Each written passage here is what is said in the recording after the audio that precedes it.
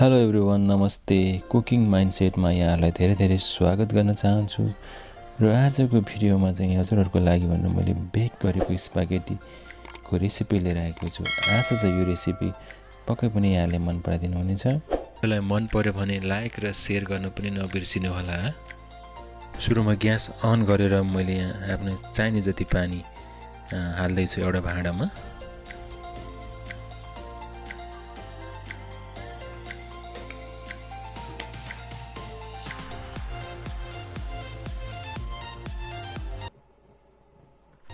पानी उम्लिसकेपछि आधा चम्मच नुन राखिदिनु होला। मैले चाहिँ आधा चम्मच नुन राखेको छु। अनि थोरै मात्रामा तेल पनि राखिदिनु होला। त्यस पछाडि स्पागेटीलाई पनि आधा भाँचेर राखिदिनु होला। यसरी आधा भाँचेर राखिनु भयो भने हामीलाई यो पछि चलाउँदाखेरि एकदमै सजिलो हुन्छ। यसरी राखिसकेपछि एकछिन चलाइदिनु होला स्पागेटीलाई र एउटा कभरले यसलाई छोपिदिनु होला मजाले। यसलाई 7 देखि 8 मिनेटसम्म यो पकाउन छोडिदिनु होला। 7-8 मिनेटपछि चाहिँ यो एकदमै राम्रोसँग पाक्छ। र तर पनि एकचोटि चेक गर्नु होला र राम्रोसँग पाकेको नपाकेको। यो आई थिङ्क यो एकदमै पाकिसकेको छ राम्रोसँग। यसलाई चाहिँ अब निकाल्नु होला। हाम्रो स्पागेटी चाहिँ पाकिसकेको छ। यसलाई चाहिँ म एउटा जालीको मद्दतले छानेर चिसो पानीमा चाहिँ पखाल्दैछु। हामीले यसलाई चिसो पानीमा पखाल्नुपर्ने हुन्छ।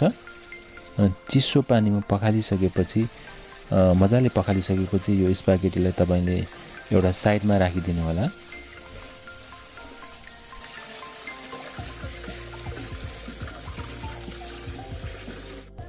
पानीले पखालिसकेपछि यसलाई एकातिर कुनामा राखिदिनु होला। यसलाई स्पागेटीले चाहिने इन्ग्रेडियन्टहरू मैले यहाँनिर रेडी गरिसकेको छु। 2 cloves of slices of garlic, capsicum, mushroom, red onion, turkey chilli। यो तुर्की चिल्ली चाहिँ नि भेनेगरमा भिजाएको हो। यो चाहिँ नि तपाईँले मार्केटमा इजिली पाउन सक्नुहुन्छ। आउँछ एउटा बोतलमा। अनि पहिला ग्यास अन गरिदिनु होला। र ग्यास अन गरेर चाहिँ मैले यहाँनिर प्यान बसालेको छु। प्यानमा चाहिँ नि 2 चम्चा ओलिभ ओइल राखेको छु। तपाईसँग ओलिभ ओइल छ भने ओलिभ ओइलको युज गर्नु होला। यदि छैन भने अरू कुनै भेजिटेबल ओइल युज गर्न सक्नुहुन्छ तपाईँले। र यो अनि त्यस पछाडि मैले ओलिभ ओइलमा चाहिँ नि काटेको मसरुम र रातो प्याजलाई पनि हालेँ। अनि त्यस पछाडि यो स्लाइस गरेर काटेको 2वटा पोटी लसुनलाई पनि हालेँ। अनि एकैछिन यसलाई सटे गरिदिनु होला। यो सटे गरिसकेपछि यो काटेको भेडे खोर्सानी, यो हरियो खोर्सानी, अनि त्यस पछाडि यो टर्की चिल्ली, यो चाहिँ नि एकदमै टेस्टी हुन्छ। यो पिरो पिरो पनि हुन्छ, हल्का यसलाई अमिलो पनि हुन्छ। एकदमै राम्रो टेस्ट हुन्छ यो। एकछिन यो सटे गरिसकेपछि यो टमाटोको पेस्टलाई चाहिँ राख्दैछु म।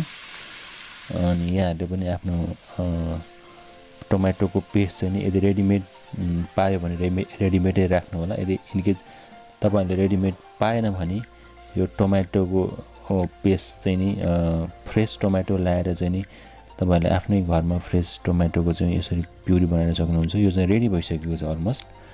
अब यसमा चाहिँ मैले अघि बोइल गरेको चाहिँ राख्दैछु, स्पागेटी राख्दैछु। यो राखेर चाहिँ नि यो उसमा राम्रोसँग मिक्स गर्नु होला। यो राम्रोसँग मिक्स गरिसकेपछि यो एउटा चाहिँ नि तपाईँको यो भाँडामा राखिदिनु होला। यो बेकिङ गर्ने एउटा चाहिँ मोल्डमा राखिदिनु होला। मैले एउटा बेकिङ गर्ने मोल्ड लिएको छु। पहिला चाहिँ स्पागेटी आधा राखिदिनु होला। मैले चाहिँ आधा स्पागेटी राखेर चाहिँ नि त्यसमाथि मैले चिज टपिङ गरेको छु। यो ग्रेड गरेको चिज टपिङ गरेको छु। अनि तपाईँको अघि बाँकी रहेको यो आधा स्पागेटी पनि त्यसमाथि सबै खनाइदिनु होला। अनि यदि खनाइसकेपछि तपाईँले माथिबाट चाहिँ नि पुरै लास्टमा तपाईँले चिज राख्नुपर्ने हुन्छ। माथिबाट चिज पुरै राखिदिनु होला। यसरी कतिको चिज मन पर्छ तपाईको स्वाद अनुसार तपाईको इच्छा अनुसारको चीज राखिदिनु होला। यो चीज एकदमै मिठो हुन्छ। मैले चाहिँ आफ्नो इच्छा अनुसारको चीज मैले यहाँ राखेको छु। यसरी राखिसकेपछि एउटा एल्युमिनियम फोइलले चाहिँ यसलाई कभर गरिदिनु होला र यो राम्रोसँग कभर गरिसकेपछि यसलाई चाहिँ नि मैले 280 डिग्रीमा चाहिँ नि मैले यसलाई बेक गर्न जाँदैछु।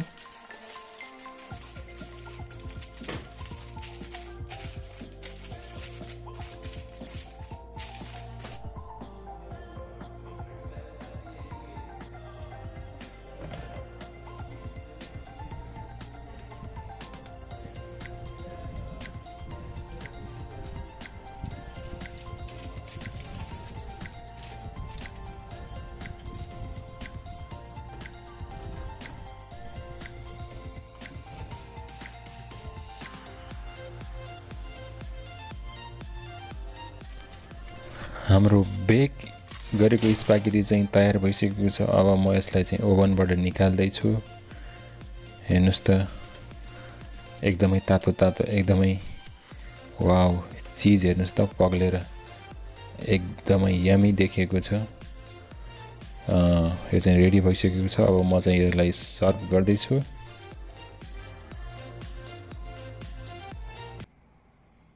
तपाईहरु पनि घरमा यसरी नै बनाएर खाने कोसिस गर्नुहोला। यो एकदमै मिठो हुन्छ। यो बेक गरेको स्पागेटी, चीज, mushroom, onion, garlic, Turkey chilli, यो यसको कम्बिनेसन एकदमै मिठो हुन्छ र घरमा बनाएर एकपटक खाने कोसिस गर्नुहोला। र अन्तमा यो लास्टमा चाहिँ यो बेजल लिफले चाहिँ माथिबाट गार्निश गर्नुहोला। यसको पनि एकदमै मिठो टेस्टी हुन्छ। यो रेसिपी घरमा ट्राई गर्नुहोला र मलाई कमेन्ट बक्समा शेयर गर्न पनि नबिर्सिदिनु होला। फेरि अर्को नयाँ रेसिपी लिएर तपाईहरुको लागि म आउने नै छु। तबसम्मको लागि बाइ बाइ।